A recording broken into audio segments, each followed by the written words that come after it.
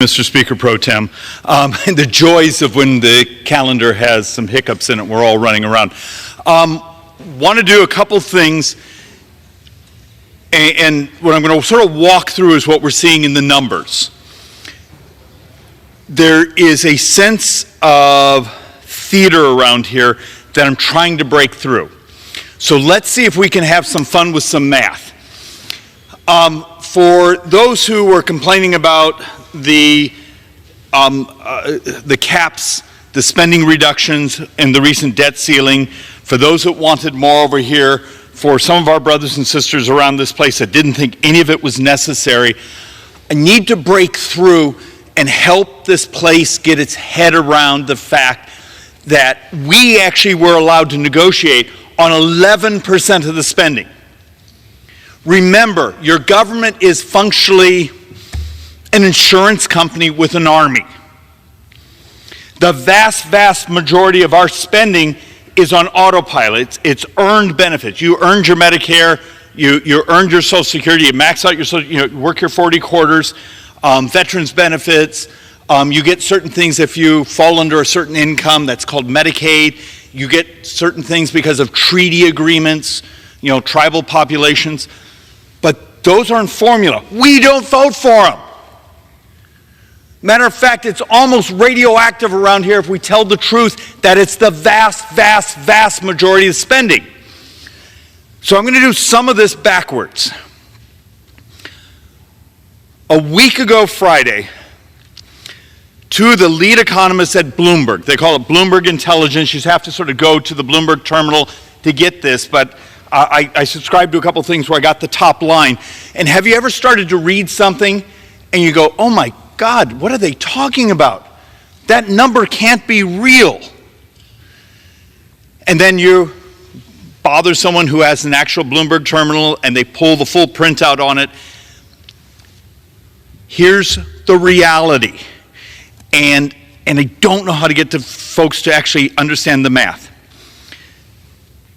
The Bloomberg Intelligence, the two economists said their model, because Bloomberg has this fairly fancy model, just like we do a joint tax at CBO, the tax foundation, everyone has their models. Theirs is fairly impressive. Their model said in 10 years we're at 130% of debt to GDP. Now understand, the cuts we just did, the rebalancing, the flattening, the slowing down, the debt growth that we just fought through in the debt ceiling, we sort of took ourselves from 119% of the size of the economy at the end of the decade, or 10 years from now, to around 114. And that's a big deal. You figure 10 years from now you have a $39 trillion economy, a percent, that's real money. This is it, friends. There is a new update for Social Security. Lawmakers in Congress have just unveiled a plan that will balance the federal budget, but it would also adjust Social Security's maximum benefits and even raise the full retirement age. Some analysts say that this is the only way to save Social Security. My dearest friends, please make sure that you watch until the end of this video, especially if you are a recipient. Tomorrow, I will be announcing several winners for the Walmart gift card giveaway. If you would like to enter these weekly giveaway, friends, all you need to do is click and like several of my videos, and then comment below the keyword of each video that you watch. The more videos that you watch and then comment on, the greater your chances, friends, of winning the giveaways. The largest alliance of House conservatives proposed a fiscal blueprint that promises to balance the federal budget in 7 years, make GOP tax cuts permanent, and slash domestic spending. The plan put forward by the 175-member Republican Study Committee would gradually raise the age at which future retirees can start claiming full Social Security benefits from 67 to 69 years old. The document also proposes a premium support plan that would subsidize private insurance options that compete with traditional Medicare, while House Republicans have yet to produce a fiscal 2024 budget resolution The committee's blueprint offers a wish list of priorities that could influence the appropriations process.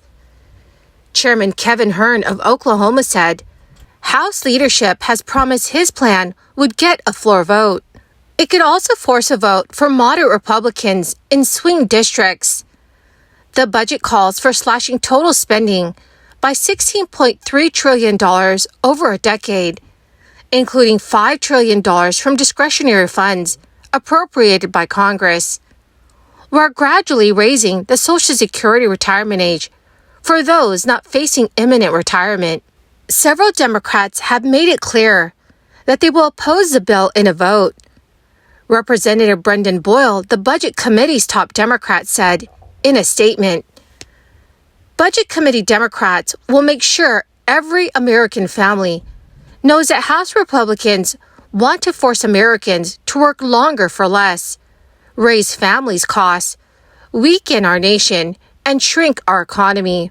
While defense spending would be allowed to grow modestly, non-defense spending would gradually shrink over the decade, though both categories of spending would decline as a share of the economy. The plan also promises to shore up the solvency of Social Security and Medicare. So far, Biden and congressional Democrats have focused their efforts to reduce those two programs' budget shortfalls by reining in Medicare prescription costs and by raising Medicare and Social Security payroll taxes on high-income earners. Social Security and Medicare finances are likely to be a major political football in the upcoming campaign. The budget plan also offers what its backers would be a $5.1 trillion tax cut over 10 years. It is the largest piece, amounting to $2.48 trillion, would come from making permanent the individual tax cuts in the GOP's 2017 tax code overhaul that are scheduled to expire after 2025. House Budget Chairman Jody Arrington has promised that his committee would produce a fiscal 2024 budget resolution, but that effort was sidelined by congressional leaders as negotiations ramped up for a debt limit deal that included spending caps. Millions of borrowers may learn soon whether they could receive up to $20,000 in debt relief under President Biden's student loan forgiveness program.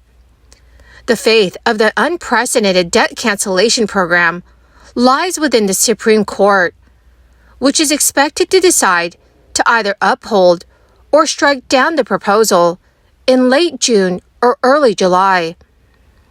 The student loan forgiveness program, which Biden announced last August, has been on hold due to legal challenges.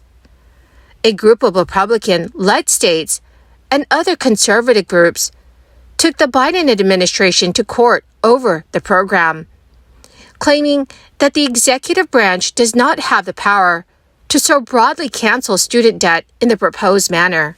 Critics also point out that the one-time student loan forgiveness program does nothing to address the cost of college for future students and could even lead to an increase in tuition. Some Democrats joined Republicans in voting for a bill to block the program. Both the Senate and the House passed the measure, but Biden vetoed the bill in early June. Most federal student loans have been frozen since March 2020, when a pause meant to protect borrowers who were struggling financially due to the crisis went into place. Payments will be due starting in October, no matter how the Supreme Court rules on the one-time forgiveness program. Well, my magnificent and most marvelous friends, that is the end of my daily stimulus update video for this Thursday. My dearest friends, thank you very, very much for being here and for being part of this community. To say thank you and to show my appreciation, I will be announcing several winners this coming Friday for the Walmart gift card giveaway.